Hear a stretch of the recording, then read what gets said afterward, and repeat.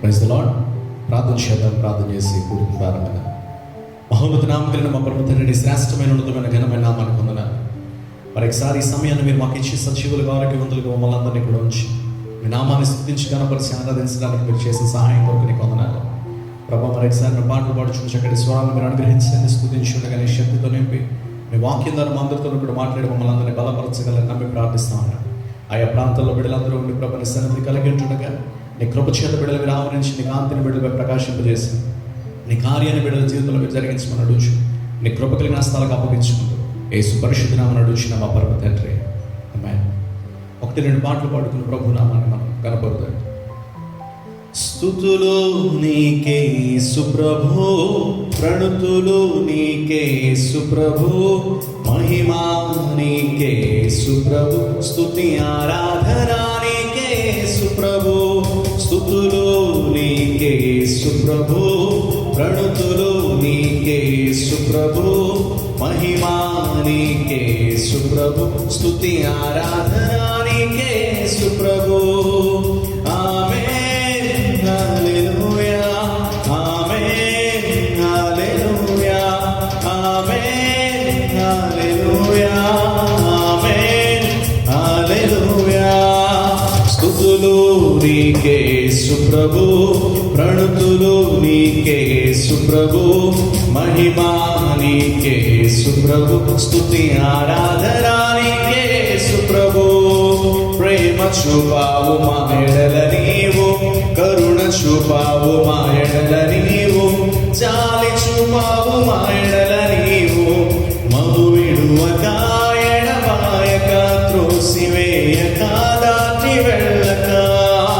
ప్రేమ చూపావు మా ఎడల నీవు, కరుణ చూపావు మా ఎడల నీవు, జాలి చూపావు మా ఎడల నీవు, మము విడువక ఎడబాయక త్రోసివేయక దాటి వెళ్ళక. కాచినావు నీదు కృపతో, కాచినావు నీదు కృపతో, కాచినావు నీదు కృపతో, కాచినావు నీదు కృపతో. ఆమేన్ హల్లెలూయా, ఆమేన్ హల్లెలూయా, ఆమేన్ హల్లెలూయా, ఆమేన్ హల్లెలూయా. స్తుతులు నీకే సుప్రభు, ప్రణుతులు నీకే సుప్రభు, మహిమా నీకే సుప్రభు, స్తుతి ఆరాధనా నీకే సుప్రభు.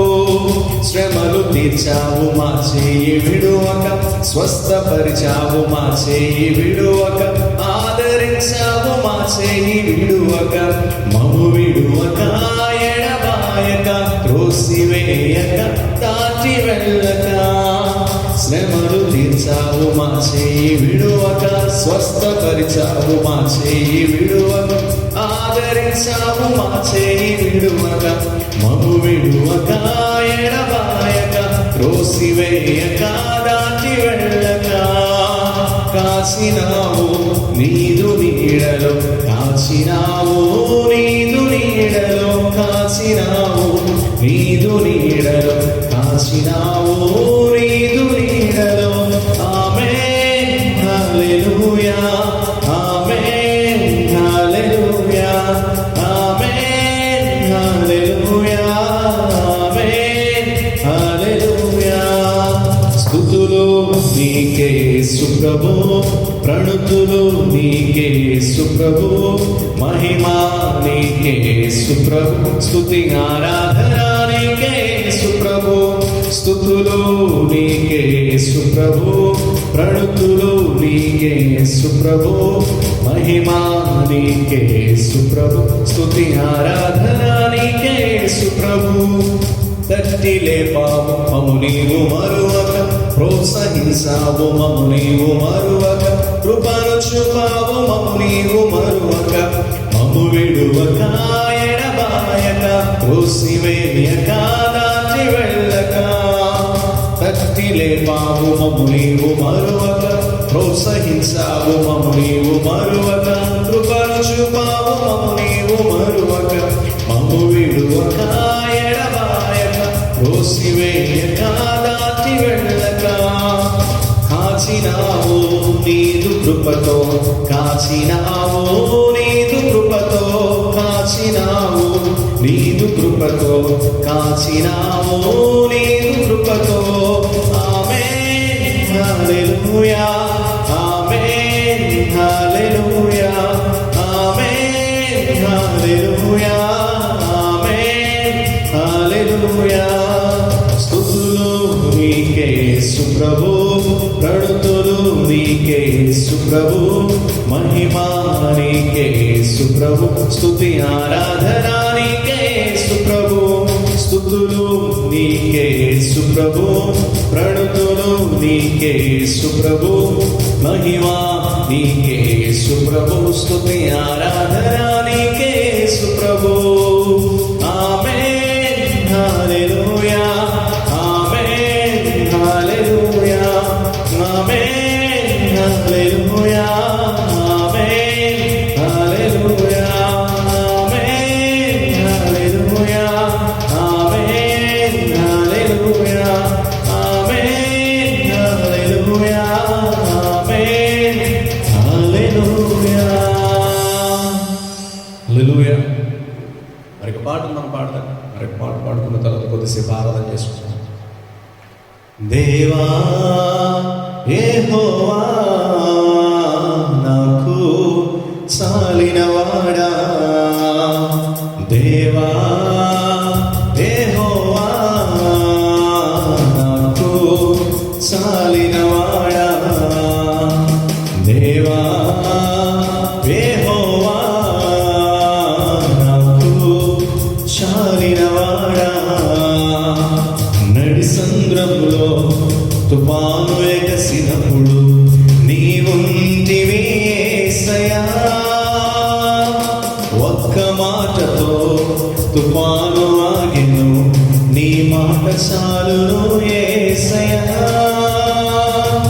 నడి సంద్రములో తుఫాను ఎగసినప్పుడు నీవుంటివి యేసయ్యా, ఒక్క మాటతో తుఫాను ఆగెను, నీ మాట చాలును యేసయ్యా. నా జీవితంలో తుఫాను ఆపివేయుమా, నీ మాట చేతరన్ను నీవు లేవనెత్తుమా. నా జీవితంలో తుఫాను ఆపివేయుమా, నీ మాట చేతరన్ను నీవు లేవనెత్తుమా. దేవా యెహోవా నాకు చాలినవాడా, దేవా యెహోవా నాకు చాలినవాడా. నడవిలోన మన్నా కురిపించి నీ బిడ్డల పోషించితివి, బండరుండి నీటిని తెచ్చి దాహమును తీర్చావయా. అడవిలోన మన్నా కురిపించి నీ బిడ్డల పోషించితివి, బండరుండి నీటిని తెచ్చి దాహమును తీర్చావయా. నీ సమృద్ధిలో నుండి దయచేయుమా, నీ మహిమార్థమై నన్ను లేవనెత్తుమా. నీ సమృద్ధిలో నుండి దయచేయుమా, నీ మహిమార్థమై నన్ను లేవనెత్తుమా.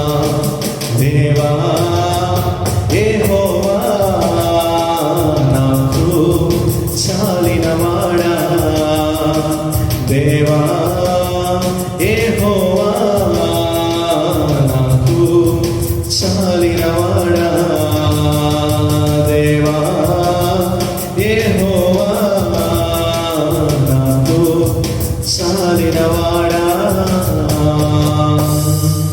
హల్లెలూయా.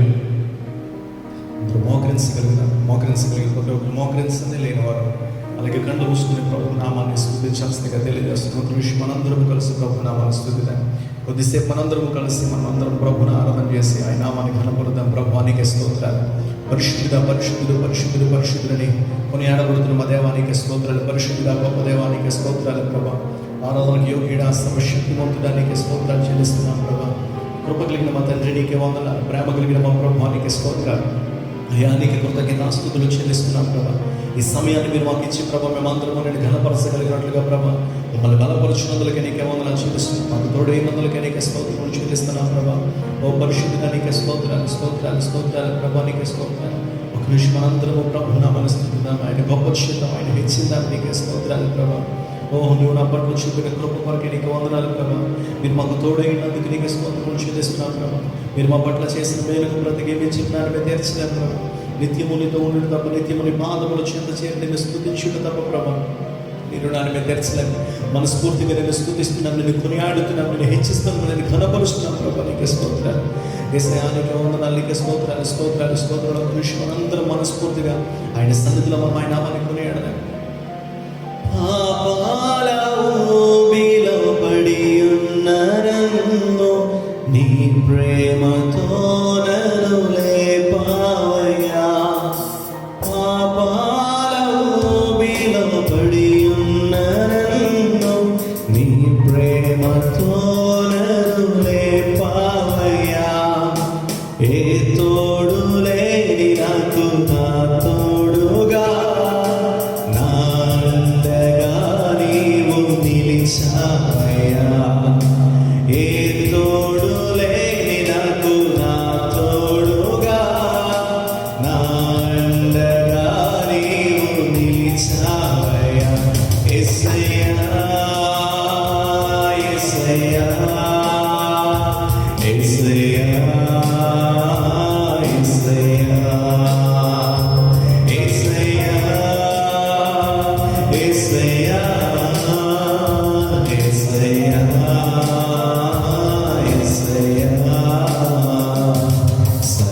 సదాకాలము నీతోనే జీవించెదను యేసయ్యా. సదాకాలము నీతోనే జీవించెదను యేసయ్యా. యేసయ్యా యేసయ్యా యేసయ్యా యేసయ్యా యేసయ్యా యేసయ్యా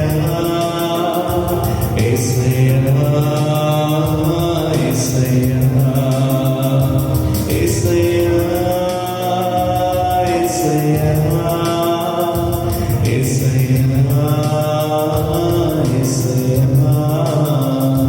యేసయ్యా యేసయ్యా యేసయ్యా నీకు స్తోత్రాలు ప్రభా. నిన్ను ఘనపరచుచున్నా ప్రభా, నేను హెచ్చిస్తున్నా ప్రభా. నీకు స్తోత్రాలు యేసయ్యా. వందనం యేసయ్యా నీకే వందనం. యేసయ్యా నీకే వందనం. యేసయ్యా నీకే వందనం. యేసయ్యా నా ప్రత్యవసరము తీర్చువాడవు నీవే. యేసయ్యా నా ప్రతి ఆశ నెరవేర్చువాడవు నీవే. యేసయ్యా కష్టాలెన్ని వచ్చినా కరువులెన్ని కలిగినా నీ చేతి నీడయుడు నన్ను దాటిపోదు. కష్టాలెన్ని వచ్చినా కరువులెన్ని కలిగినా నీ చేతి నీడయుడు నన్ను దాటిపోదు. వందనం యేసయ్యా నీకే వందనం. యేసయ్యా నీకే వందనం. యేసయ్యా నీకే వందనం. యేసయ్యా నీకే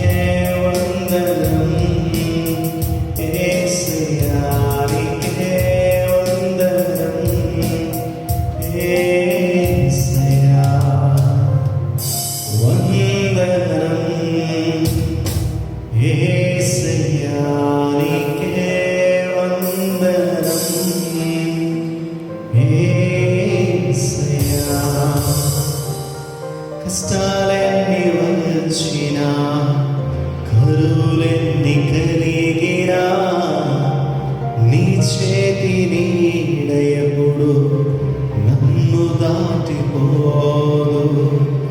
కష్టాలెన్ని వచ్చినా కరువులెన్ని కలిగినా నీ చేతి నీడ ఎప్పుడు నన్ను దాటిపోదు.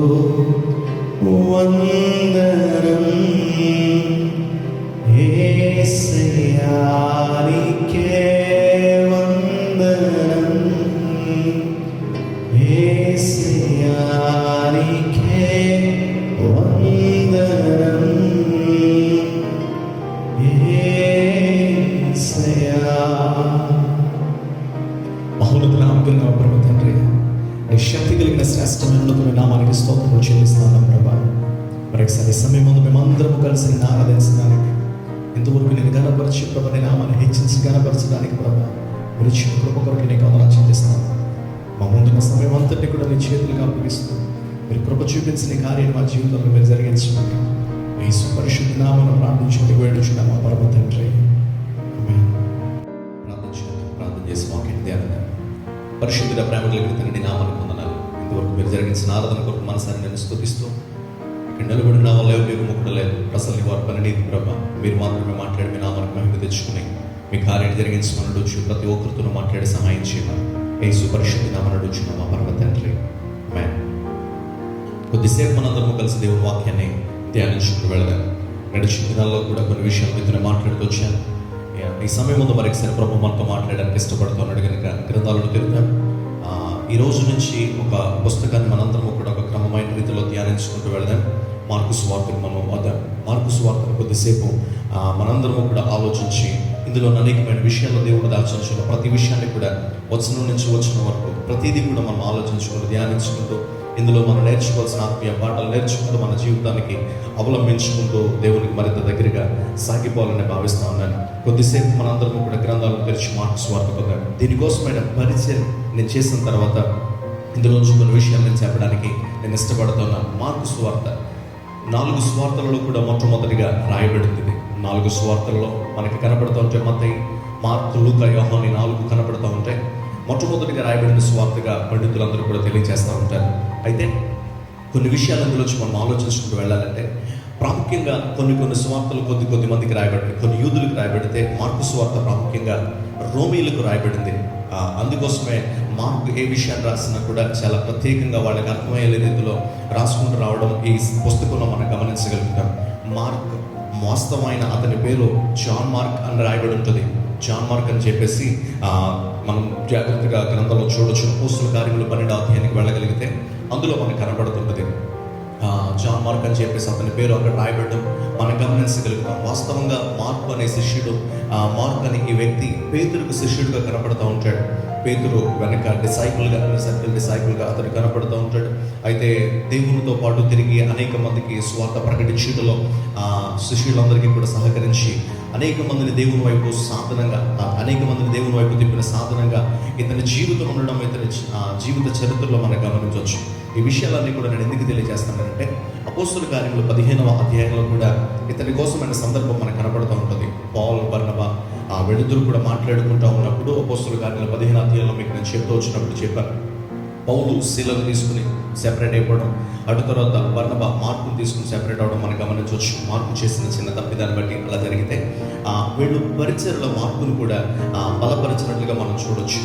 పేతురు తన ప్రియ కుమారుడిగా తను రాసిన పత్రికలో మార్కు కోసం అభివర్ణించడం కూడా మనం కాకపోతే అతని కోసం పరిచయం చేయడం, వివరించడం కూడా కొన్ని విషయాల్లో పేతురు తను రాసిన పత్రికలో మనం చూడొచ్చు. అతడు పడిపోయినప్పుడు పేతురు అతన్ని మళ్ళీ తిరిగి లేవనెత్తి, ఆధ్యాత్మికంగా వెనక్కి జారిపోయినప్పుడు పేతురు అతన్ని మళ్ళీ తిరిగి లేవనెత్తి దేవునికి మరింత దగ్గరగా అతడు ఉండేటట్లుగా పేతురు సహకరించాడు. అందుకోసమే నా ప్రియ కుమారుడు, నా నిజమైన కుమారుడు అన్నట్లుగా అతడు రాయడం, అతనికి మీదున్న ప్రేమను వ్యక్తీకరించడం మనం గమనించగలగవచ్చు. మార్కు సువార్తలో చాలా విషయాలు రాస్తూ వచ్చాడు. అయితే ప్రాముఖ్యంగా ఈ మార్కు సువార్తలో యేసయ్యని ఒక పరిచర్య చేయడానికి వచ్చిన ఆయనగా చూపించాడు.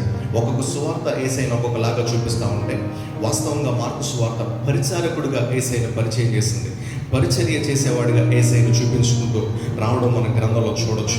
మత్తయి సువార్తలో చాలా విషయాలు చెప్తా ఉంటాడు, లూకా సువార్తలో, యోహాను సువార్తలో ఇలా చాలా విషయాలు చెప్పినప్పటికీ కూడా మార్కు సువార్తకు ప్రత్యేకమైన సువార్తగా కనబడుతూ ఉంటుంది. కొంచెం దీన్ని స్టార్టింగ్ ఆలోచించగలిగితే, మొదటి అధ్యాయం కోసం మనం ఆలోచించగలిగితే, వాస్తవంగా ప్రతి సువార్తను కూడా చూడండి. మత్తయి సువార్త ఏమో యేసుక్రీస్తు యొక్క వంశావళితో ప్రారంభించుకుంటూ వచ్చాడు. జీనియాలజీ అంతా కూడా చెప్తూ వచ్చాడు.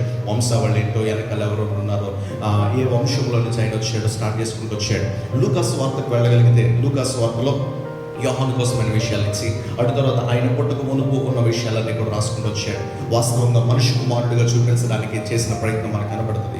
యోహాను సువార్తకు వెళ్ళేసరికి స్టార్టింగ్ ఎటర్నల్ విషయాల కోసం, నిత్యత్వమైన విషయాల కోసం వివరించుకుంటూ వచ్చి ప్రారంభించుకుని రావడం గమనించగలుగుతాం. యోహాను సువార్త అన్ని సువార్తల కంటే ఆఖరిగా రాయబడింది. సో వాళ్ళకున్న డౌట్స్ అన్ని కూడా క్లారిఫై చేయడానికి యోహాను భక్తుడు రాస్తూ వచ్చాడు. సరే, విషయం అంతా కూడా మనం ఆలోచించుకుంటూ వెళితే, మార్కు సువార్త మొదటి అధ్యాయానికి మనం రాగలిగినప్పుడు, ఈ సమయం ముందు నేను ఎక్కువగా కాదు కానీ మొదటి 8 వచనాలు ఒక పారాగ్రాఫ్ లాగా ఉంటుంది కదా, మొదటి 8 వచనాలు సమయానుకూలంగా మనం ధ్యానించుకుని వెళదాం. మొదటి వచనం నుంచి చదువుతున్నాను. దేవుని కుమారుడైన యేసుక్రీస్తు సువార్త ప్రారంభము అని కనపడుతుంది. దేవుని కుమారుడైన యేసుక్రీస్తు సువార్త యొక్క ప్రారంభము అనే మాట అతడు ప్రారంభించిన విధానం చూడండి. మత్తయి కానీ, లూకా కానీ, యోహాను కానీ, వీళ్ళ ముగ్గురు ప్రారంభించిన విధానాలు ఒకలా ఉంటాయి. ఇమ్మీడియట్గా చాలా త్వరితంగా రావాల్సిన విషయాన్ని అతను ముందు పెడుతున్నాడు. చెప్పవాలనుకుంటున్న విషయాన్ని అంతటి కూడా సింగిల్ షాట్లో చెప్పడానికి ఈ పుస్తకం ఎందుకు నేను రాస్తున్నా తెలుసా? ఆయన చేసిన పరిచర్య, లేకపోతే ఆయన సువార్త, ఆయనకున్న క్యారెక్టర్, ఇదంతా కూడా నేను వివరించడానికి నేను ఇది రాస్తున్నాను అన్నట్లుగా దేవుని కుమారుడైన యేసుక్రీస్తు సువార్త యొక్క ప్రారంభము అనే మాట అంటాడు. ఇక్కడ 2 మాటలు వాడతాడు. దేవుని కుమారుడైన యేసుక్రీస్తు అనే మాట వాడతాడు. ఈ మాటలకున్న అర్థంలో మనందరికీ కూడా తెలుసు. దేవుని కుమారుడు ఆయన యేసుక్రీస్తు. జీసస్ అనే మాట ఇంగ్లీష్ బైబిల్లో మనం చూడగలిగితే, మనం ఒరిజినల్ ట్రాన్స్లేషన్స్కి వెళ్తే జాషువా అనే మాట కనపడుతుంది, యేషువా అనే మాట కనపడుతుంది. ఆ మాటకు అర్థం యెహోవాయే రక్షణ అనే మాట. కొంచెం జాగ్రత్తగా గమనించండి. ఇప్పుడు యేసు అనే మాటకు అర్థం రక్షకుడు అని అయితే, కొంచెం జాగ్రత్తగా గమనించండి. ఆ రక్షణ ఎక్కడి నుంచి వస్తుంది? మనకి దేవుని దగ్గర నుంచి వస్తుంది, యెహోవా దగ్గర నుంచి మనకు వస్తుంది. ఆయనే మనల్ని రక్షించగలిగిన వాడు, తండ్రి మనల్ని కాపాడగలిగిన వాడు, తండ్రి మనల్ని రక్షించగలిగిన వాడు అనే అర్థాన్ని చెప్తూ క్రీస్తు అనే మాట కూడా ఇక్కడ వివరిస్తూ ఉంటాడు. క్రీస్తు అనే మాటకు అభిషేకుడు అని అర్థం, అనాయింటెడ్ వన్ అని అర్థం, ఆయన అభిషేకం పొందినవాడు. ఇప్పుడు ఈ రక్షణ అభిషేకంతో మిళితమై ఉన్నది అనే మాట కూడా ఇక్కడ చెప్పడం మనం చూడొచ్చు. దేవుని కుమారుడైన యేసుక్రీస్తు సువార్త యొక్క ప్రారంభము. ఆ మాటలో ఎన్ని విషయాలు యేసుక్రీస్తు కోసం చెప్తాడో తెలుసా? కొంచెం జాగ్రత్తగా గమనించండి. ఆయన దేవుని యొక్క కుమారుడు అని వివరిస్తూ ఉంటాడు. ఆయన మానవునిగా వచ్చాడు అనే మాట కూడా ఇక్కడ చెప్తూ ఉంటాడు. ఇక్కడ జాగ్రత్తగా గమనించగలిగితే ఆయన సంపూర్ణమైన మానవుడిగా కనబడుతున్నాడు, ఆయన సంపూర్ణమైన దేవునిగా కనబడుతున్నాడు. ఆయన మానవునిగా ఉండి, దేవునిగా ఉండి, దేవుణ్ణి మానవుణ్ణి కలపగలిగిన మధ్యలో ఒక బ్రిడ్జ్ లాగా, మధ్యలో ఒక వారధిలాగా ఆయన కనపడడం మనం గమనించగలగచ్చు. దేవుని కుమారుడు ఆయన భూమి మీదకి నరుడుగా వచ్చాడు. ఆయన దేవుని కుమారుడై ఉండి భూమి మీదకి సంపూర్ణ మానవ అవతారంతో వచ్చి ఆయన ఖచ్చితంగా మానవునిగా జీవించి, మానవుడిని దేవుడికి మధ్యలో ఉన్న ఆ సంబంధం, తెగిపడిపోయిన సంబంధాన్ని బట్టి తిరిగి బలపరిచి ఆయన దేవుని యొద్దకు ప్రజలను చేర్చడానికి వచ్చిన వారధిలాగా ఆయన కనపడుతూ ఉంటాడు. కొంచెం జాగ్రత్తగా గమనించండి. ఆయన మాత్రమే ఈ పని చేయగలిగిన వాడు కనుక ఇక్కడ వివరించడం మనం ఆలోచించగలిగితే, దేవుని కుమారుడైన యేసుక్రీస్తు యొక్క వంశావళి దేవుని కుమారుడైన యేసుక్రీస్తు యొక్క స్వార్థ ప్రారంభము అనే మాట చెప్తాడు. మార్కు ఈ విషయాన్ని చెప్పేటప్పుడు ఎంత సంతోషంగా చెప్తున్నాడో, దగ్గరుండి చూసినట్లుగా నేను దీనికి సాక్షిని అన్నట్లుగా ఆయన రాయడం కూడా మనం గమనించవచ్చు. మార్కు సువార్త వాస్తవంగా పండితులు చెప్పే విషయం ఏంటంటే, మన పూర్వీకులు చెప్పే విషయం ఏంటంటే, పీటర్ ఏదైతే వివరించుకుంటూ వచ్చాడో, దాన్ని ఇంటర్ప్రెట్ చేసుకుంటూ వచ్చాడో, దాన్ని మార్పు రాసుకుంటూ వచ్చాడో, ఇది పేతురు ముందుగా చెప్పిన సువార్త. పేతురు దగ్గర నుంచి ఏ విషయాలు అయితే మార్పు నేర్చుకున్నాడో అవన్నీ కూడా ఒక సువార్తగా రాసుకుంటూ వచ్చాడు. ఇప్పుడు జాగ్రత్తగా గమనించండి. ఐ విట్నెస్గా వీళ్ళందరూ కూడా చెప్తున్నారు, పేతురు దగ్గరే ఉన్నాడు కాబట్టి నేను ఇలా చూశాను, నేను ఇలా చేశాను, నేను ఇలా ఉన్నాను అని చెప్పేసి వివరించుకుంటూ వస్తే, మార్పు దాన్ని ఎగ్జాక్ట్గా రాస్తూ వచ్చాడు. ఇప్పుడు చెప్తున్న మాట మీరు ఆలోచించగలిగితే, ఆయన స్వార్థ ప్రారంభం ఇలా జరిగింది, ఆయన పరిచర్య ప్రారంభం ఇలా జరిగింది, ఆయన కిందకు వచ్చిన తర్వాత పరిచర్యని ఇలా ప్రారంభించాడు, దేవుడు తన కార్యాన్ని ఇలా జరిగించుకుంటూ వచ్చాడని ఒక ప్రత్యక్ష సాక్షిలాగా ఉండడానికి ఉంటూ రాస్తున్నట్లుగా మనం గమనించవచ్చు. 2-3 వచనాలకు వస్తున్నాను, సమయం తక్కువగా ఉంది కాబట్టి నేను త్వరగా వెళుతున్నాను. ఇదిగో నా దూతను నీకు ముందుగా పంపుచున్నాను, అతడు నీ మార్గమును సిద్ధపరచును, ప్రభు మార్గమును సిద్ధపరచుడి, ఆయన త్రోవలు సరళము చేయడని అరణ్యములో కేక వేయించిన ఒకరి శబ్దము అని ప్రవక్త అయిన యెషయా చేత రాయబడినట్టు అనే మాట ఉంటుంది. కొంచెం జాగ్రత్తగా గమనించాలి. మొదటి వచనంలో యేసుక్రీస్తు సువార్త ప్రారంభం అని చెప్పి రాసి, మిగతా 7 వచనాల్లో అంటే 2వ వచనం నుంచి 8వ వచనం వరకు కూడా ఈ 7 వచనాల్లో కూడా యేసు కోసం కాకుండా యోహాను కోసం రాస్తా ఉంటాడు. కొంచెం జాగ్రత్తగా ఈ విషయాన్ని మనం ఆలోచించుకుని వెళ్దాం. ఈ మొదటి 8 వచనాలనే ఈ సమయం ముందు మీకు నేను చూపిస్తున్న సమయాన్ని బట్టి మిగిలినవన్నీ కూడా రాను మనం ధ్యానించుకుంటూ వెళ్దాం. ఈ 8 వచనాలు ఆలోచించగలిగితే యోహాను కోసం చెప్తా ఉంటాడు, యోహాను చేసిన పరిచర్య కోసం చెప్తా ఉంటాడు, యోహానుకున్న వ్యక్తిత్వం కోసం చెప్తా ఉంటాడు, యోహాను జీవితం నుంచి మనం నేర్చుకోవాల్సిన ప్రతి విషయం ఏంటో కూడా ఇక్కడ చాలా స్పష్టంగా ఆ మార్కు ద్వారా దేవాది దేవుడు పరిశుద్ధాత్మ దేవుడు రాయించినట్లుగా మనం చూడొచ్చు.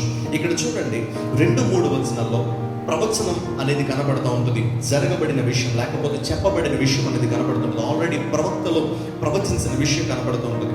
4-5 వచనాల్లో నేను విషయం అంతా కూడా చెప్పి నేను కొంచెం లోతుకి వెళ్తాను. 4-5 వచనాల్లో అతడు చేస్తున్న పని ఏంటో, అతని వ్యక్తిత్వం ఏంటో, అతని యాటిట్యూడ్ ఏంటో చాలా స్పష్టంగా కనబడుతుంది. అటు తర్వాత 5-6 వచనాలకు వచ్చేసరికి ఇంకొక మాట ఏంటంటే 6వ వచనం ప్రాముఖ్యంగా అతని జీవిత విధానం ఎలా ఉంటుందో, అతడు ఎలా ఉంటాడో, ఎలా తింటాడో, ఎలా వస్త్రాలు ధరించుకుంటాడో, అతనికి ఉన్న వ్యక్తిత్వం ఏంటో చాలా స్పష్టంగా చెప్తే 7-8 వచనాలకు వచ్చేసరికి దేవునికి అతనికి ఉన్న సంబంధం ఏంటో కనపడుతుంది. అట్ ది సేమ్ టైం దేవునికి అతనికి ఉన్న సంబంధం ఏంటో కనపడుతుంది. అదే సమయంలో దేవుని కోసం అతడు చేస్తున్న ప్రకటన ఏంటో కనబడుతూ ఉంటుంది. 2 సార్లు ప్రకటించును అనే మాట మనం చూడొచ్చు, ప్రకటించు వచ్చును అనే మాట మనం గమనించవచ్చు. ఒకటి 4వ వచనంలో కనబడుతుంది, అటు తర్వాత 8వ వచనంలో 2 ప్రకటనలో అతడు చేస్తా ఉన్నాడు. అవేంటో కూడా నేను మీకు వివరించుకుంటూ వెళ్తాను. సో ఈ 8 వచనాల్లో మీకు ఎప్పుడు కూడా గుర్తుండడానికి నేను అర్థం అవడానికి సింపుల్గా చెప్తున్నా. యోహాను కోసమైన ప్రవచనం కనబడుతుంది, యోహాను యొక్క వ్యక్తిత్వం ఏంటో కనబడుతుంది, యోహాను యొక్క విధానం ఏంటో కనబడుతుంది, యోహాను ప్రకటించిన వార్తలు ఏంటో చాలా స్పష్టంగా కనబడుతూ ఉంటాయి. సో ఈ విషయాలన్నీ కూడా మీరు ఈజీగా గుర్తుపెట్టుకోవచ్చు. ఓకే, ఇక్కడి నుంచి మనం ఆలోచించుకుని వెళ్దాం. 2వ వచనం చదువుతున్నాను. ఇదిగో నా దూతను ముందుగా పంపుతున్నాను, అతడు నీ మార్గమును సిద్ధపరచు. ప్రభువు మార్గము సిద్ధపరచుడి, ఆయన త్రోవలు సరళం చేయడి, అరణ్యములో కేక వేయించిన ఒకటి శబ్దము అని ప్రవక్త అయిన యెషయా చేత రాయబడినట్టు అనే మాట కనబడుతుంది. ఈ 2 వచనాల్లో ప్రాముఖ్యంగా మనం గుర్తుపెట్టుకోవాల్సిన 2 మాటలు ఉంటాయి. ఏంటంటే ఈ 2 ప్రవచనాలు ఎక్కడున్నాయో చూడగలిగితే యెషయా గ్రంథం 40వ అధ్యాయం 3వ వచనంలో ఆ మాట మనం చూడొచ్చు. యెషయా గ్రంథము 40వ అధ్యాయం 3వ వచనం. యెషయా గ్రంథం 40వ అధ్యాయం 3వ వచనాన్ని నేను చదువుతున్నాను, ఒకసారి చూడండి. ఆలకించుడి, అడవిలో ఒకడు ప్రకటించుచున్నాడు, ఎట్లనగా అరణ్యములో యెహోవాకు మార్గము సిద్ధపరచుడి, ఎడారిలో మా దేవుని రాజ్య మార్గము సరళం చేయుడి అనే మాట. 2వదిగా ఇంకొక మాట మనం చూడగలిగితే మలాకి గ్రంథం 3వ అధ్యాయం, మలాకి గ్రంథానికి వస్తున్నాను. మలాకి గ్రంథం 3వ అధ్యాయం 1వ వచనం. ఇదిగో నాకు ముందుగా మార్గము సిద్ధపరచుటకై నేను నా దూతను పంపుచున్నాను. మీరు వెతకుచున్న ప్రభు అనగా మీరు కోరు నిబంధన దూత తన ఆలయమునకు హఠాత్తుగా వచ్చును, ఇదిగో ఆయన వచ్చుచున్నాడు. ఈ 2 మాటలు కూడా మీరు చూడండి. ఈ 2 ప్రవచన గ్రంథాలలో ఉన్న విషయాన్ని ఇక్కడ మార్కు యోహాను జీవితంలో నెరవేర్చబడుతున్నట్లుగా వివరించడం మనం గమనించవచ్చు.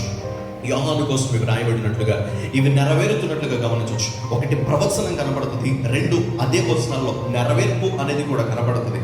ఏదైతే ప్రకటించబడిందో ఖచ్చితంగా దేవుడు దాన్ని నెరవేరుస్తున్నాడు. ఇక్కడి నుంచి మనం నేర్చుకోవాల్సిన విషయం ఏంటంటే ఏ వాగ్దానం అయితే దేవుడు చేశాడో, ఏ ప్రవచనం అయితే దేవుడు మన జీవితాల్లోనికి అనుమతించాడో గుర్తుపెట్టుకోగలిగితే, మనం నమ్మగలిగితే ఖచ్చితంగా దేవుడు ఆ తగిన సమయంలో దేవుడు దాన్ని నెరవేర్చడానికి సమర్థుడు.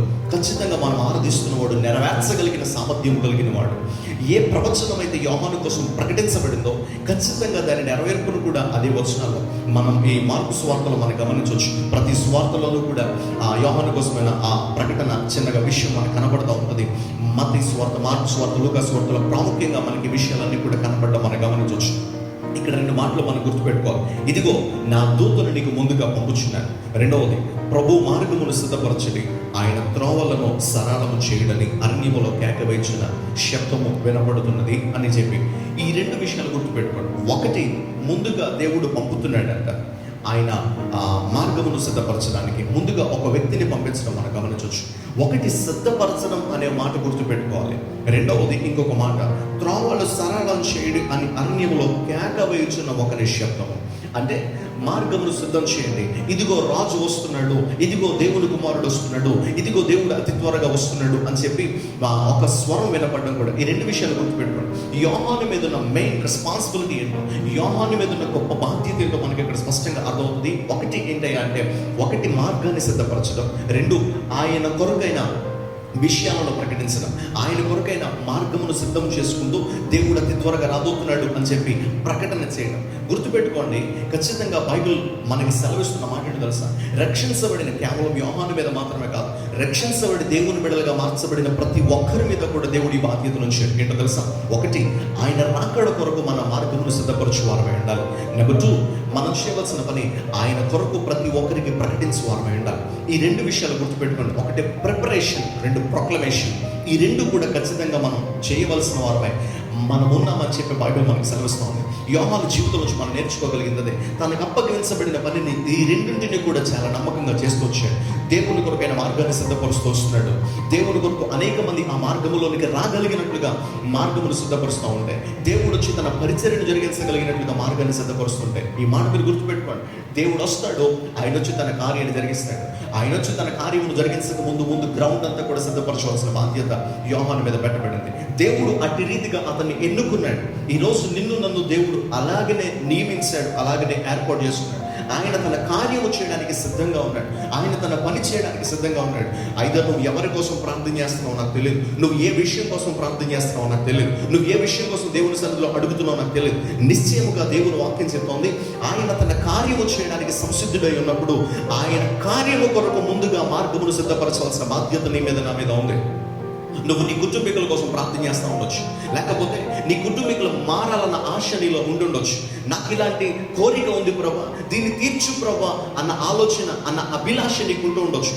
మంచిది, దేవుడు ఖచ్చితంగా దాన్ని నెరవేర్చుతాడు. అయితే ఆయన నెరవేర్చుటకు ముందు ఆయన వచ్చి తన కార్యమును జరిగించడానికి తగిన మార్గమును నేను సిద్ధపరచాలి కదా.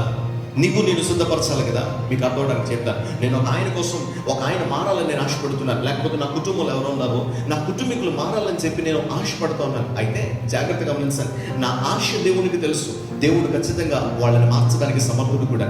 అయితే జాగ్రత్తగా గమనించాలి, వాళ్ళు మారడానికి ప్రభు వచ్చి కార్యం చేయడానికి నేను మార్గాన్ని సిద్ధం చేయాలంటే దాని అర్థం వాళ్ళు మారేటట్లుగా నా ప్రవర్తనని జాగ్రత్తగా చూసుకోవాలి. వాళ్ళు మారేటట్లుగా, దేవుడు తన కార్యములు జరిగించినప్పుడు వాళ్ళు అంగీకరించేటట్లుగా, ప్రభు వచ్చి తన కార్యములు జరిగించేటట్లుగా, వాళ్ళ హృదయాలను సిద్ధపరిచేటట్లుగా దినము కూడా అయ్యా నువ్వు రా ప్రభు అని చెప్పి నేను అడుగుతూ ఆయన కొరకు ఒక మార్గాన్ని సిద్ధపరచాలి కదా.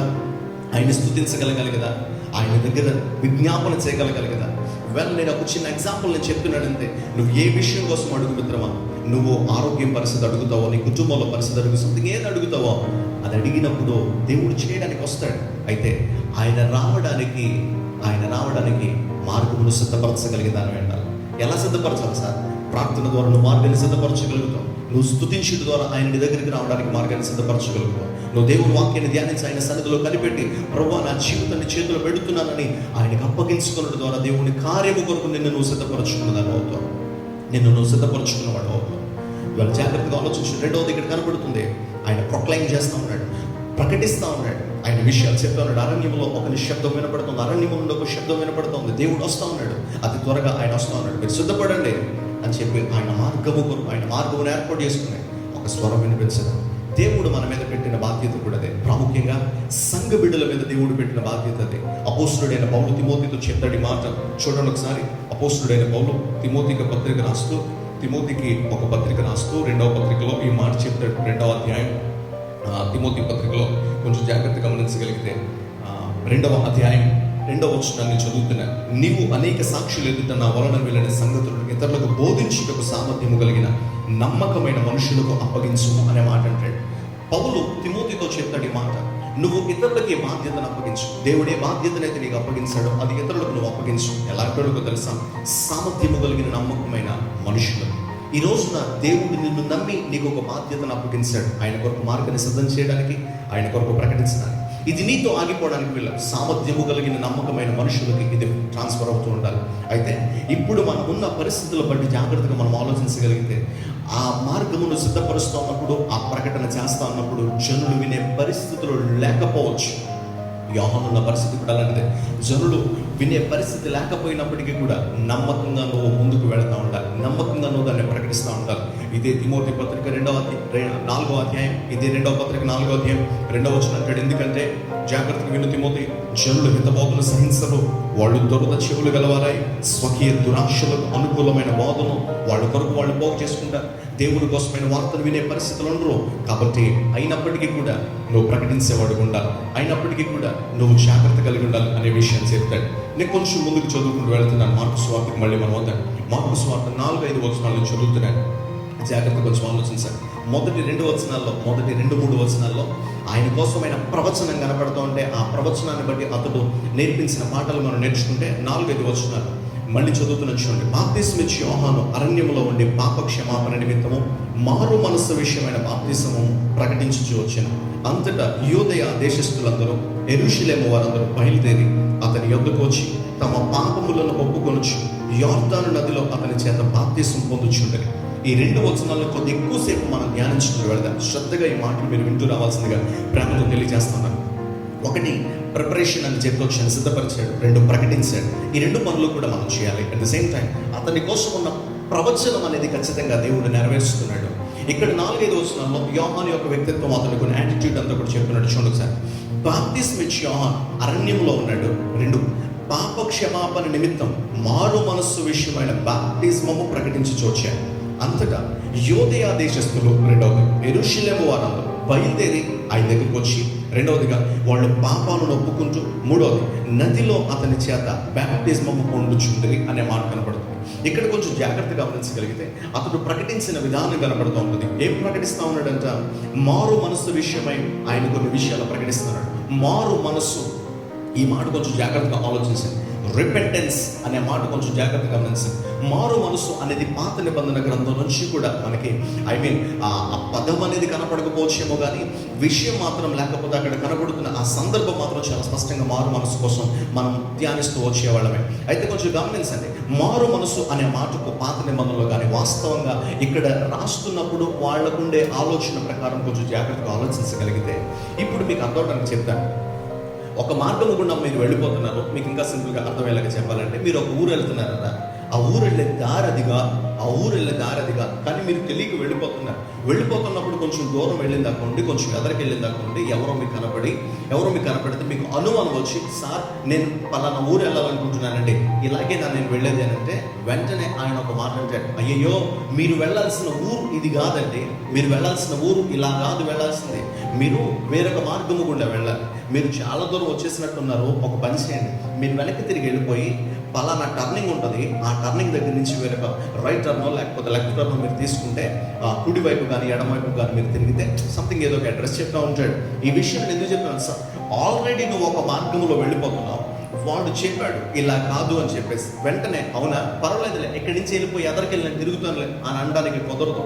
వెంటనే నువ్వు చేయాల్సింది ఏంటో తెలుసా, వాడు చెప్పే మాట, నువ్వు ఇలా వెళితే నాశనం అవుతావు, ఇలా వెళితే నీకు ప్రయాస తప్ప ఏం మిగలదు, నువ్వు ఇలా వెళితే నువ్వు వెళ్ళాల్సిన గమ్యానికి నువ్వు చేరాలి, నువ్వు అనుకున్న గమ్యానికి నువ్వు చేరాలి అని అంటే నువ్వు పూర్తిగా నీ దారి కాస్త మళ్ళీ మార్చుకోవాలి. మారు మనసు అనే దానికి బైబిల్లో ఇచ్చిన నిర్వచనం అదే. అంటే దాని అర్థం ఏంటో తెలుసా, ఏ మార్గంలో అయితే ఉన్నావో, ఏ ఆలోచన విధానం అయితే నీకుందో, ఏ ప్రవర్తన విధానం అయితే నీకుందో, ఆ ఆలోచన ఆ ప్రవర్తన పూర్తిగా మారగలగాలి. అంటే లోకం వైపు ఉండే నీ ఆలోచన కాస్త పూర్తిగా దేవుని వైపు తిరగాలి. ఇటువైపు వెళుతున్న నీవు కాస్త సంపూర్ణంగా వేరొక వైపు నువ్వు తిరగలగాలి. సంపూర్ణంగా నీ మనస్సు ఒకవైపు చూస్తూ ఉంటే వేరొక వైపు సంపూర్ణంగా దానికి క్వైట్ ఆపోజిట్గా తిరగలగాలి.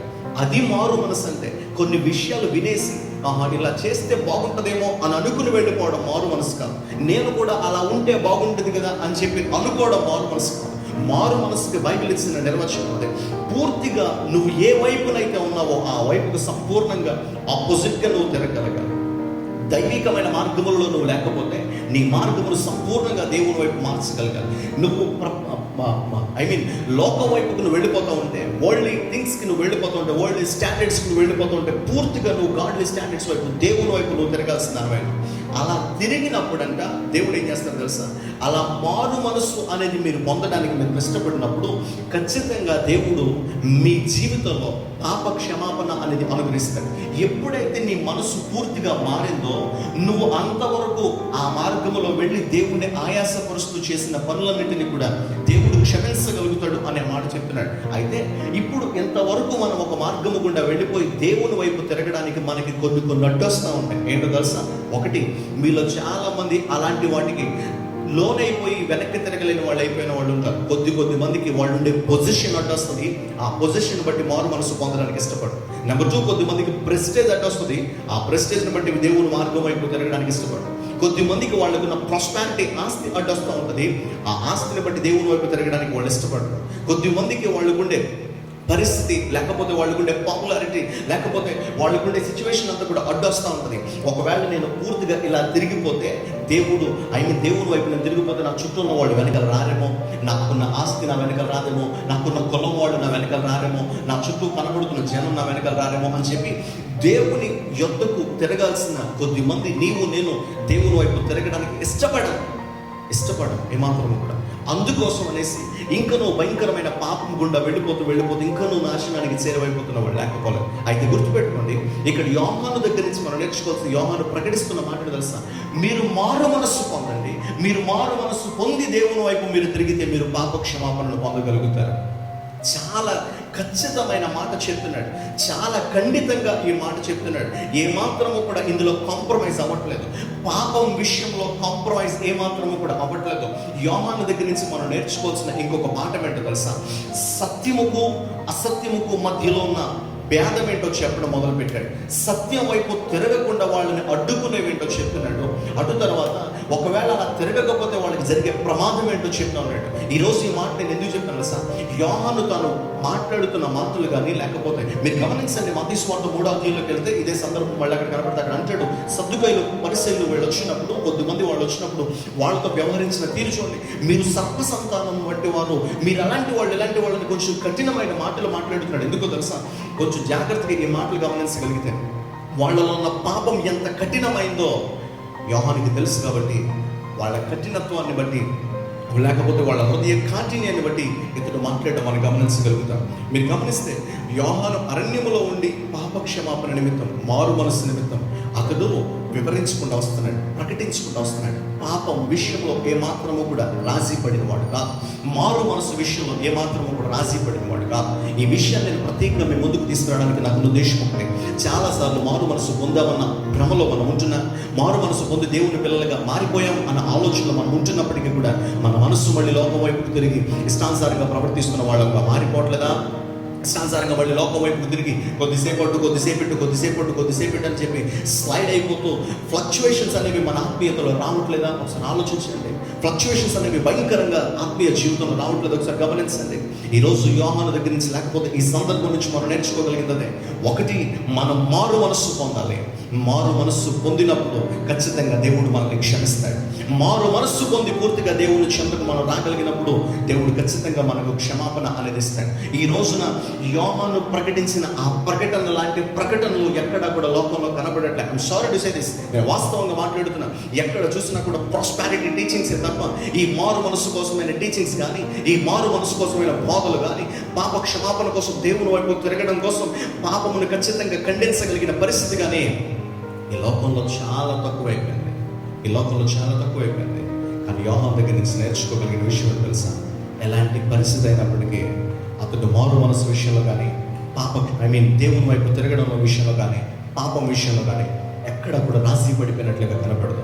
ఈరోజు నీవు నేను కూడా యోహాను దగ్గర నుంచి నేర్చుకోవాల్సిన విషయం అదే. లోకం ఏదైనా కానీ మిత్రమా, పరిస్థితి ఏదైనా కానీ నీ మారు మనసు విషయంలో రాజీ పడిపోవు. నువ్వు పాపం విషయంలో రాజీ పడిపోవు. నువ్వు దేవుని వైపు తిరగడం విషయంలో రాజీ పడిపోవు. ఏదో అడ్డొస్తుందని దేవుని వైపు తిరగడం మానేసి, మనుషులందరూ వదిలేస్తారు కదా దేవుని కొరకు నిలబడ్డం మానేసి లోకంలోకి వెళ్ళిపోదు మిత్రమా. లోకంలోకి ఏమాత్రం ఒకటి దిగజారిపోతాం. అతడు పాప క్షమాపణ నిమిత్తం మారు మనసు విషయమైన బాప్టిజాన్ని అతడు ప్రకటిస్తూ ఉన్నాడు. చెప్పినాడు అందరికీ కూడా మీరు బాప్టిజాన్ని పొందాలి. 5వ వచనం చదువుతున్న, అంతటి యోధ దేశస్తులు యెరూషలేము వారందరూ బయలుదేరి అతని యొద్దకు వచ్చి పాపంలో ఒప్పుకుంటూ యోర్దాను నదిలో అతని చేత బాప్టిజంలో పొందుతూ ఉంటారు. బాప్టిజం అనే మాటను ఇక్కడ ప్రత్యేకంగా వివరించడం గమనించగలుగుతాం.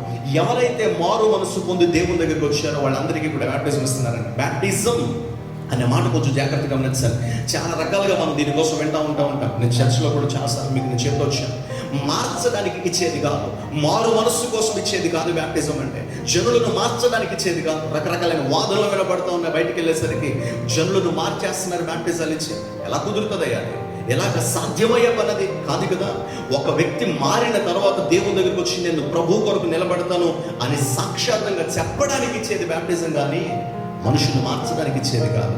బలవంతపు మత మార్పిడి అంటే అసలు ఆలోచన ఉందా వారికి? బలవంతంగా ఎవరిని నీటిలో తీసుకెళ్ళి కూర్చోదాడు మారిపోతాడు? చెప్పండి, నీకు విషయం అర్థమవుతుందా? నేను ఎందుకు మాట్లాడుతున్నాను సార్? వాళ్ళు వచ్చి వాళ్ళు మాటలు విని వాళ్ళు మారి వాళ్ళు సంపూర్ణంగా వాళ్ళు అప్పగించుకున్న తర్వాత యోహాను అక్కడ బ్యాప్టిజం అవ్వడం మొదలు పెట్టాడు. ఎవరెవరికి ఇస్తున్నాడంట? ఒకటి యూదులకి, రెండవది అక్కడ చెప్తున్నాడు యెరూషలేము వారందరూ, యూదా దేశస్థులందరూ. రెండు, యెరూషలేము వారందరూ బయలుదేరి అతని దగ్గరికి వచ్చి. అంటే దాని అర్థం మీకు ఇంకో మాట ఆలోచించాలి. చాలా ప్రాంతాల్లో ఇతడు ఉంటున్నది అరణ్యంలోనంట. అరణ్యంలో ఉన్నప్పుడు యూదా దేశస్థులు, యెరూషలేము వారు ఆయా ప్రాంతాల నుండి బయలుదేరి అతని దగ్గరికి వచ్చి. అంటే దాని అర్థం యోహాను దగ్గర కొద్దిమంది శిష్యులు ఉన్నారు. ఆ శిష్యులు అనేక మందికి ఈ వార్తను ప్రకటించగలిగినప్పుడు అనేక మంది ఆయా ప్రాంతాల్లో ఉన్న వాళ్ళందరినీ కూడా యోహాను దగ్గరికి నడిపించగలుగుతున్నారు. సంగమా, నీ మీద పెట్టబడిన బాధ్యత, దేవుని బిడ్డలుగా మన మీద పెట్టబడిన బాధ్యత చాలా స్పష్టంగా కనబడుతుంది. యోహాను ఒక్కడే ఆ పని చేయలేదు. యోహాను ఒక్కడే ఆ పని చేసి ఉంటే అనేక మంది అతని దగ్గరికి బయలుదేరి వచ్చే ఉండేవారు కాదేమో. ఆ పరిస్థితి మీరు ఎలా ఉండదు? కొంచెం లోతుగా దీన్ని ఆలోచిస్తే యోహాను దగ్గర ఉన్న ప్రతి ఒక్కరూ అదే పని చేస్తున్నారు. ఏంటో తెలుసా? మార్గమును సిద్ధపరచడానికి వాళ్ళు ప్రయాసపడుతున్నారు. వాళ్ళు ప్రకటిస్తూ ఉన్నారు. పాపం విషయమై వాళ్ళందరూ కూడా ఖచ్చితంగా ఉండగలుగుతున్నారు.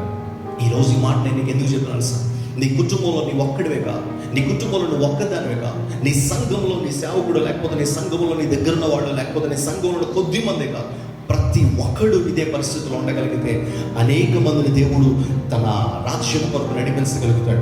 అనేక మందిని దేవుడు తన దగ్గరికి చేర్చుకోగలుగుతాడు. అనేక మందిని దేవుడు తన రాజ్య వారసులుగా మార్చగలుగుతాడు. అనేక మంది దేవుడు తన నిత్య స్వాస్థ్యమును అనేక మందికి దేవుడు ఇవ్వడానికి వాళ్ళని సిద్ధపరచగలుగుతాడు. మీరు గమనించండి, అనేక మంది బయలుదేరి యోహాను దగ్గరికి వస్తున్నారంట. ఇక్కడి నుంచి ఇంకొక విషయాన్ని కూడా మనం ఆలోచించాలి. ఏంటో తెలుసా విషయం? అనేక మంది బయలుదేరి యోహాను దగ్గరికి వస్తున్నప్పుడు యోహాను దగ్గరికి వచ్చే ప్రతి ఒక్కడు కూడా యోహానుని ప్రేమించిన వాడు కాదు. మీరు గమనించండి. మీరు మత్తయి సువార్త 3వ అధ్యాయానికి వెళితే, మత్తయి సువార్త 3వ అధ్యాయానికి వెళితే అనేక మందిలో ఎవరెవరు ఉన్నారో కూడా కనబడుతుంది. మత్తయి సువార్త 3వ అధ్యాయం 6వ వచనం, తమ పాపములను ఒప్పుకొంచు యోర్దాను నదిలో అతని చేత బ్యాప్టిజాలు పొందుతున్నారు. ఇక్కడ దాకా బాగుంది. అతడు పరిసయ్యులలోను సద్దూకయ్యులలోను అనేకులు బ్యాప్టిజం పొందవచ్చును చూసి, సర్ప సంతానమా, రాబో ఉగ్రతను తప్పించుకున్నట్టుకు మీకు బుద్ధి చెప్పిన వాడెవడు? మారు మనసుకు తగిన ప్రతిఫలమును మీరు ఫలించండి అనే మాట అంటాడు. కొంచెం జాగ్రత్తగా ఈ విషయాలన్నీ కూడా ఆలోచిస్తే ఇక్కడి నుంచి మనకు బాగా స్పష్టంగా అర్థమవుతున్న విషయం ఒకటి ఏంటంటే, అనేక మంది వచ్చారట ఆయన దగ్గరికి. అనేక మంది వచ్చిన వాళ్ళలో పరిసయ్యులు ఉన్నారు, సద్దూకయ్యులు ఉన్నారు. వాళ్ళని గద్దించాడు, సంథింగ్ వాళ్ళని సరిచేశాడు, వాళ్ళని కూడా బ్యాప్టిజం ఇచ్చాడు. అయితే ఇంకొంచెం విషయం ఇక్కడి నుంచి కొంచెం లోతుగా ఆలోచించగలిగితే, అతడు బ్యాప్టిజం ఇస్తా ఉన్నప్పుడు కొద్దిమంది నిజంగా మారు మనసు పొంది పాపక్షమాపణ నిమిత్తం బ్యాప్టిజం తీసుకోవడానికి వస్తాయి. కొద్దిమంది అసలు వీడేం చేస్తున్నాడో చూద్దాం అన్న ఆలోచనలో వచ్చిన వాళ్ళు ఉన్నారు. కొద్దిమంది అసలు ఇక్కడ జరిగేదంతా వాస్తవమైన నిజమేనా అని చూసి వచ్చేవాళ్ళు కూడా ఉన్నారు. కొద్దిమంది కొద్దిగా నిందించడానికి వచ్చేవాళ్ళు కూడా లేకపోలేదు. ఈ మాట నేను నీకు ఎందుకు చెప్తున్నంటే, పాపము కోసమైన కఠినత్వం నీలో ఉన్నప్పుడు, ఖచ్చితమైన జీవితం నీలో ఉన్నప్పుడు, రెండవదిగా మారు మనసు విషయం రాజీ పడలేని జీవితం అనేది నీలో ఉన్నప్పుడు, దేవుని కొరకు ఎలాంటిదైనా విడిచిపెట్టి ఆయన సత్యము కోసం నిలబడగలిగిన స్థాయికి ఉన్నప్పుడు, నీ చుట్టూ ఉన్న వాళ్ళందరూ నీకు సహకరిస్తారని కోరుకో. నీ చుట్టూ ఉన్న వాళ్ళందరూ నీకు సపోర్ట్ చేస్తారన్న ఆలోచన నీకు వద్దమ్మా. ఎందుకు నేను చెప్పను? ఖచ్చితంగా ఇతడు నిలబడగలిగినప్పుడు, రాజీ పడకుండా నిలబడగలిగినప్పుడు, ఇతని పరిస్థితి మనం గమనించగలిగితే, మారు మనసు విషయం వాళ్ళని గద్దిస్తూ ఉన్నప్పుడు, హెచ్చరిస్తూ ఉన్నప్పుడు, అక్కడున్న ప్రతి ఒక్కరిలో, అక్కడున్న చాలా మంది అతను వ్యతిరేకించడం మొదలుపెట్టారు. ఈ మాట నేను ఎందుకు చెప్తున్నాను సార్? ప్రతి ఒక్కడు నిన్ను వ్యతిరేకిస్తున్నాడంటే నువ్వు నీతిగా ఉన్నావు అని కాదు. ఆ విషయం కూడా ఆలోచించు. కానీ నువ్వు సత్యం వైపు నువ్వు నిలబడినప్పుడు నువ్వు వ్యతిరేకించబడతా ఉంటే నువ్వు ధన్యుడు. ఖచ్చితంగా దేవుని పట్ల కార్యం జరిగించగలుగుతాడు. జాగ్రత్తగా ఈ విషయాన్ని మనం ఆలోచించుకునే వారంగా ఉండాలి. 2-3 వచనాలు అతని కోసం వెళ్ళి వివరిస్తే, 4-5 వచనాల్లో మనం నిలబడాల్సిన స్థాయి ఏంటో తీరేంటో కనబడుతూ ఉంటుంది. 6వ వచనం చదువుతున్నాను ఒకసారి. యోహాను ఒంటె రోమములను వస్త్రమును మొల చుట్టూ తోలు తట్టి ధరించుకునేవాడు, అడవి తేనెను మిడతలను తినేవాడు. ఇక్కడ కొంచెం గమనించండి. ఈ వచనానికి కొంచెం మనం ఆలోచించుకున్నాడు. అతడు విధానం తిండి ఎలా ఉందో కనబడుతుంది, అతడు ఏం తింటున్నాడో అక్కడ కనబడుతూ ఉంటుంది, అతడు ఆహార పదార్థాలు ఏంటో కనబడుతున్నాయి. నెంబర్ 2, అతడు వస్త్రధారణ. ఈ 2 విషయాల కోసం ప్రత్యేకంగా రాస్తూ ఉంటాడు. ఒకటి, తేనెను తాగుతున్నాడంట, మిడతలను తింటున్నాడు, కార్బోహైడ్రేట్, ప్రోటీన్, ఈ 2 కూడా అతడు తీసుకుంటున్నాడు. ఈ విషయం పక్కన పెడితే అతడి వస్త్రధారణ కొంచెం జాగ్రత్తగా మనం ఆలోచించగలిగితే, ఒంటె రోమములను వస్త్రం మొల చుట్టూ తోలు తట్టి ధరించుకున్నవాడు అని కనపడుతూ ఉంటుంది. ఈ 2 విషయాలు కొంచెం ఆలోచించాను. వస్త్రధారణ, రెండవది ఆహార విధానం, అతడు తినే విధానం, ఈ రెండింటిని కూడా ఇక్కడ వివరిస్తున్నాడు. ఈ 2 మనిషికి చాలా ప్రాముఖ్యమైనవి.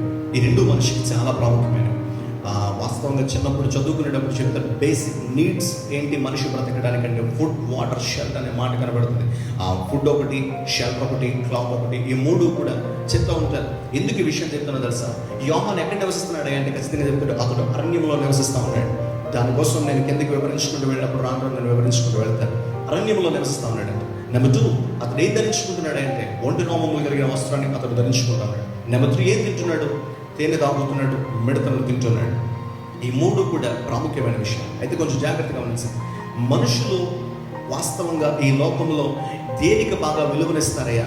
దేన్ని బట్టి వాళ్ళు మనుషులను కొలత వేస్తారు, దేన్ని బట్టి మనుషులను వాళ్ళు డిఫరెన్షియేట్ చేస్తారు, బేరీజు వేసి విలువనిస్తారంటే ఈ 3 బట్టి. ఏంటి? ఒకటి, వాడు ఎక్కడుంటున్నాడు, ఎలాంటి ఇంట్లో ఉంటున్నాడు. వాడు ఎంత గొప్పోడైనా చిన్నింట్లో వాడు బ్రతికితే వాడిని లెక్క చేసే పరిస్థితి ఉండదు. వాడు ఎక్కడ నివసిస్తున్నాడో వాడి ఇంటిని బట్టి, వాడు ఎంత పనికిమాలోడైనా సరే, వాడు ఎంత నీచుడైనా సరే, వాడు ఎంత భయంకరమైన వాడైనా సరే, వాడు ఒక పెద్ద ఇంట్లో ఉంటా ఉంటే పెద్దోళ్ళేమో అనే పరిస్థితికి ఈరోజు లోకం వచ్చేసింది.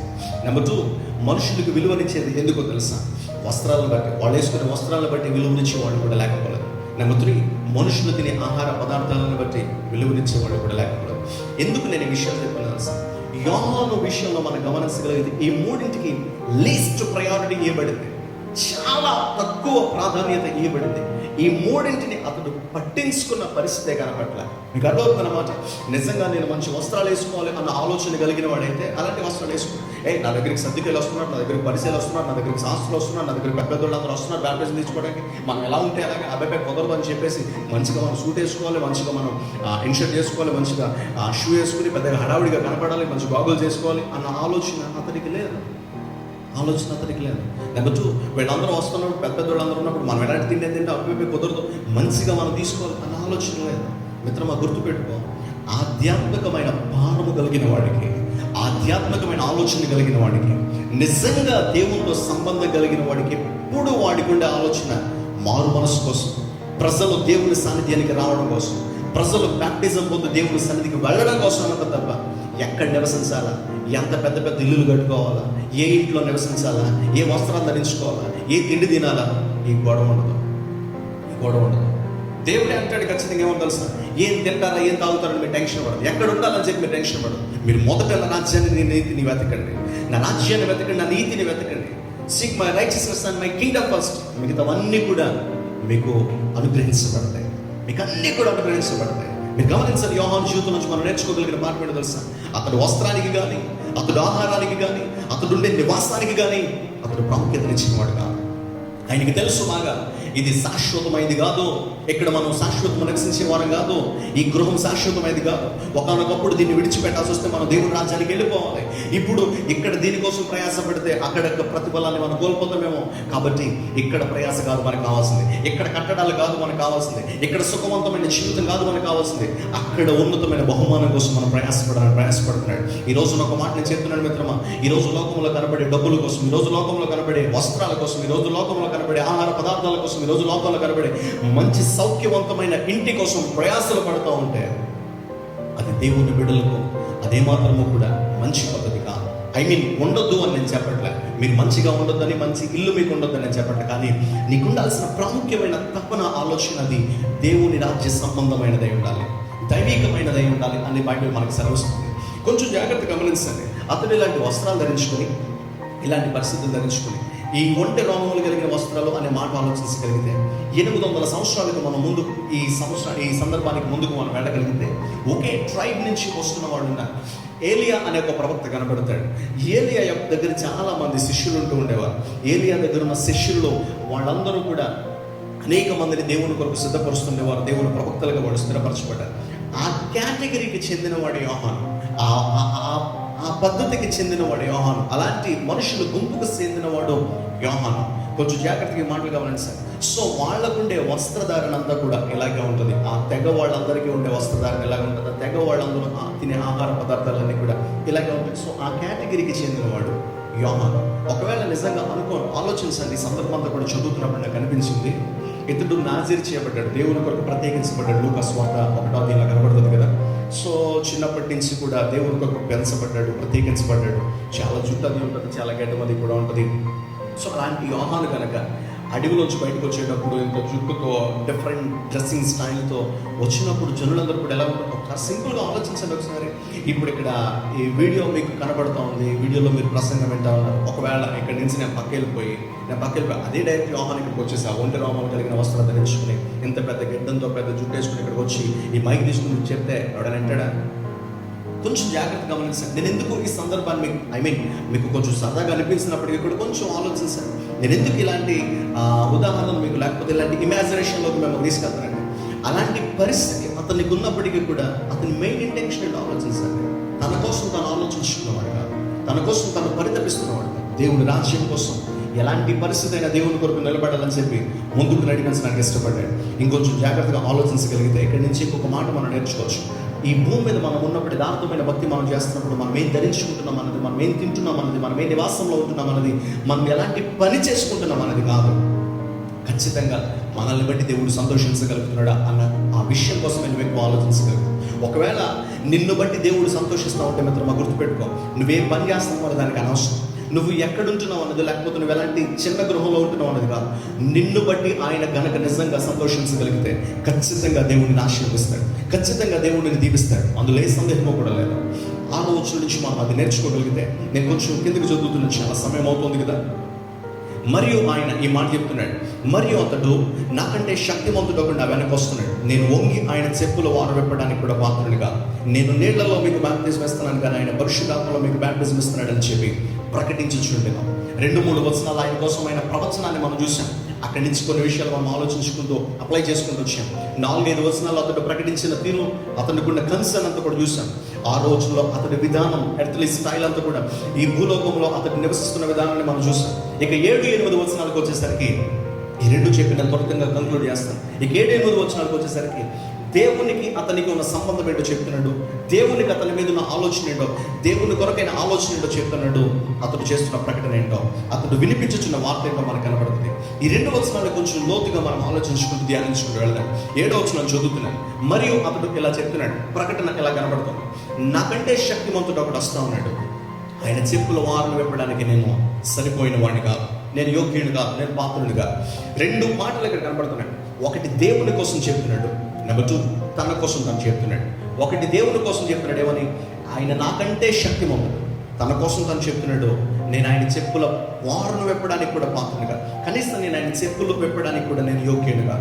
ఆయన కోసం వివరించినప్పుడేమో ఘనంగా చెప్తున్నాడు, ఈయన కోసం ఈయన చెప్పుకున్నప్పుడేమో చాలా తక్కువగా మాట్లాడుతున్నాడు. కానీ మనం ఒకవేళ మాట్లాడాల్సిన పరిస్థితి వస్తే చాలా రివర్స్లో ఉంటుంది మాట. ఎలాగో తెలుసా? ఏదన్నా దేవుడు అద్భుతం చేసాడు అనుకోండి, సాక్ష్యం చెప్పాల్సిన పరిస్థితి వస్తాయి. నేను అక్కడికి వెళ్ళానండి, నేను ఎక్కడికి వెళ్ళానండి, నేను ఆ దగ్గరికి వెళ్ళానండి, వీళ్ళ దగ్గరికి వెళ్ళానండి, ప్రయాసపడ్డానండి, చాలా ఇబ్బందులు పడిపోయానండి, నిజంగానండి దేవుడు కృప చూపించాడండి, పని అయిపోయిందండి. నీ ప్రయాస అంతా చూపిస్తావు, దేవుని కోసం చెప్పాల్సిన విషయం వచ్చేసరికి దేవుడు సహాయం చేశాడు సార్, పని అయిపోయింది. దేవుని కోసం చెప్పాల్సిన విషయం వచ్చేసరికి చిన్నగా దాన్ని సెటిల్ చేసి వదిలేసే వాళ్ళు లేకపోలేదు. ఈ మాట ఎందుకు చెప్తున్నారు సార్? యోహాను చెప్తున్న మాట గమనించండి. అతడు ప్రారంభిస్తున్న విధానం చూడండి. మొట్టమొదటిగా ముందు దేవుని కోసం చెప్తున్నాడు, నా వెనక ఒక గొప్ప శక్తిమంతుడు వస్తాడు, ఆయన చాలా శక్తిమంతుడు, ఆయన చాలా గొప్పడు. ఆయన నా విషయానికి వస్తే నేను ఎలాంటి తెలుసా, ఆయన చెప్పులు ఎప్పడానికి కూడా మనకు అంత కెపాసిటీ లేదు, మనకు అంత సీన్ లేదు, నాకు అంత యోగ్యత ఏమాత్రం ఒకటి లేదు. కొంచెం జాగ్రత్తగా గమనించాలి. ఇక్కడి నుంచి లోతుగా మనం ఆలోచించుకుంటూ వెళ్ళాలంటే, యోహాను దేవుణ్ణి చూపించాల్సిన విధానంలో దేవుడు చూపిస్తున్నాడు, తను తాను చూపించుకోవాల్సిన విధానంలో చూపిస్తున్నాడు. నా దేవుడు శక్తిమంతుడు, నా దేవుడు గొప్పవాడు, నా దేవుడు సమాధికారం కలిగిన వాడు, నేను యోగ్యత లేనివాడిని, నేను అర్హత లేనివాడిని. ఒక నిజమైన దేవుణ్ణి పెట్టుకుండాల్సిన లక్షణం కూడా చాలా స్పష్టంగా కనబడుతుంది. ఇంకొక చోట అంటాడు, ఆయన హెచ్చవలసి ఉన్నది, నేను తగ్గవలసి ఉన్నది, ఆయన గొప్పవాడు, నేను ఘనహీనమైన వాడిని అనే మాట అక్కడ చెప్తున్నాడు. ఇప్పుడు జాగ్రత్తగా గమనించండి, ఎవరు దేవుణ్ణి హెచ్చిస్తారో వాళ్ళని దేవుడు హెచ్చిస్తాడంటే ఏ సందేహం కూడా లేదు. ఇప్పుడు ఇక్కడ అంటున్నాడు, ఆయన చాలా గొప్పడయ్యా, నేను యోగ్యుని కాదయ్యా, ఆయన హెచ్చవలసిందయ్యా, నేనంత హెచ్చవలసిన వాడిని కాదు, నేను చాలా తగ్గిపోవాల్సిన వాడిని అని అంటే దేవుడు అంటాడు, స్త్రీ కనిన వారిలో యోహాను కంటే గొప్పవాడెవరు కూడా లేరు. ఆయన చెప్తుంది, నన్ను గణపరచువాడు, నేను గణపరుస్తున్నాడు ప్రభు చెప్తున్నాడు. నువ్వు ఖచ్చితంగా దేవుడిని గణపరచవలసిన రీతిలో గణపరచగలిగితే, నువ్వు ఖచ్చితంగా దేవుడిని ఆరాధించవలసిన రీతిలో ఆరాధించగలిగితే, ఖచ్చితంగా దేవుడిని గణపరచాల్సిన రీతిలో దేవుడు గణపరుస్తాడు. దేవుడు ఖచ్చితంగా దీవించగలుగుతాడు. ఒక మాట ఇక్కడి నుంచి నేను చెప్పిన, ఇంకొక ఆలోచన ఇక్కడి నుంచి మనం తీసుకోవాలంటే, దేవుణ్ణి అంత గొప్పగా యోహాను చూడగలగడానికి కారణం ఏంటంటే, యోహాను అంతగా తగ్గించుకోవడానికి గల కారణం ఏంటంటే, కొంచెం జాగ్రత్తగా మీరు గమనించగలిగితే, దేవుని యొక్క ఔన్నత్యం అనేది ఎప్పుడైతే నీకు అర్థమవుతుందో, మనం ఎంత తక్కువ స్థాయి వారమో మనకు ఆటోమేటిక్గా అర్థమైపోతుంది. దేవుని యొక్క ఔన్నత్యం మనం అర్థం చేసుకోవడం మొదలు పెడితే, దేవుని యొక్క గొప్పతనాన్ని మనం అర్థం చేసుకోవడం మొదలు పెడితే, దేవుడు అంత శక్తి కలిగిన వాడు మనం అర్థం చేసుకోవడం మొదలు పెడితే, ఖచ్చితంగా మనం ఎంత చిన్నవారమో, మనం ఎంత తక్కువ వారమో ఆటోమేటిక్గా మనకు అర్థమైపోతుంది. ఇది ఎప్పుడు వస్తుందో తెలుసా? దేవునికి మనం మరింత దగ్గరగా వెళ్ళే కొలది వస్తుంది. దేవుని దగ్గరికి, వాక్యం దగ్గరికి, ప్రార్థన దగ్గరికి మనం వెళ్ళే కొలది వస్తుంది. ప్రార్థనలో మరింత లోతుకు నువ్వు వెళ్ళే కొలది వస్తుంది. వాక్యంలో మరింత లోతుకు నువ్వు వెళ్ళే కొలది వస్తుంది. ఎక్కడో దూరం నుంచి చూస్తే రాదు. మీకు సింపుల్గా అర్థవడానికి చెప్పిన, మీకు చిన్న ఎగ్జాంపుల్ చెప్తాను మీకు అర్థవడానికి. మనం భూమి మీద ఉన్నాం కదా, ఎప్పుడు రేపు మాపో లేకపోతే వారిలో ఎప్పుడొకప్పుడు మీరు రోడ్డు మీదకి వచ్చి చూస్తే, ఆకాశంలో అప్పుడప్పుడు కూడా ఫ్లైట్లు ఎగిరినట్టు మనకు కనబడుతుంటుంది. ఏరోప్లేన్స్ వెళ్తూ ఉంటాయి కదా. మీరు సింపుల్గా ఆలోచించండి, కింద నుంచి మనం పైకి చూస్తే ఏరోప్లేన్ మనం చూసేటప్పుడు చాలా చిన్నగా కనబడుతుంది. ఇప్పుడు కింద నుంచి మనం చూస్తున్నాం కదా అని చెప్పి ఏరోప్లేన్ చిన్నగా ఉంది కదా అని చెప్పి ఇంకా అంతే ఉంటుంది అని అనుకుందామా అంటే కాదు. ఏరోప్లేన్ సైజ్ అంతే ఉంటుంది, ఇంకా పెద్దది కాదురా, చాలా చిన్నది, నా చెయ్యాలి ఉన్నది అని చెప్పేసి అంటే వీడికి బొర పని చేయట్లేదేమంటారు. నేను ఈ విషయం ఎందుకు చెప్తున్నాను సార్, ఇప్పుడు అది దూరంగా ఉన్నప్పుడు చిన్నగా కనబడింది కరెక్ట్ కాదని చెప్పట్లే, కానీ వాస్తవంగా దాని సైజ్ చిన్నదేనంటే కాదు. అది కిందకి దిగినప్పుడు, లేకపోతే నువ్వు ఎక్కగలిగిన సామర్థ్యం ఉండి నువ్వు అందులోకి వెళ్తేనో, లేకపోతే దాని దగ్గరికి వెళ్తేనో నీకు అర్థమవుతుంది, నువ్వు చిన్నవాడువో, నువ్వు చిన్నదానివో, ఏరోప్లేన్ చిన్నదో. దగ్గరికి వెళ్ళే కొలది అది ఎంత పెద్దదో అర్థమవుతుంది. నువ్వెంత చిన్నోడో చిన్నదానివో అది చెప్పక్కర్లే, నీకు ఆటోమేటిక్గా అర్థమైపోతుంది. ఎందుకో తెలుసా?